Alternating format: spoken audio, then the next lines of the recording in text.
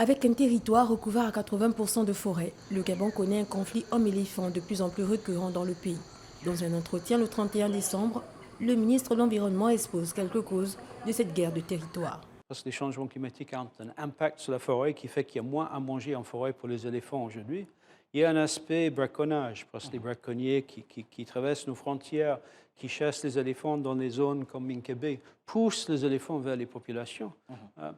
Et après, on a une population des éléphants en augmentation à cause de toutes nos actions de bonne gestion de l'environnement.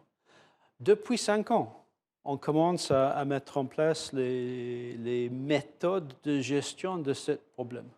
On est parti au Kenya pour apprendre d'un pays qui a beaucoup plus d'expérience que nous dans cette question. On a ramené la solution des clôtures électriques qui marche très bien. Les autorités sont à pied d'œuvre pour soulager les populations et protéger les éléphants, une espèce animale très importante pour la survie des forêts et la biodiversité. Lors des assises nationales sur la gestion du conflit, plusieurs recommandations ont été émises. Étendre le programme de construction des clôtures électriques.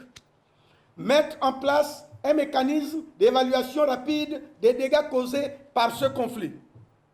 Présentation de la stratégie nationale du plan d'action et de la feuille de route. Mettre en œuvre les mécanismes d'allègement de la procédure d'autorisation de la battue administrative.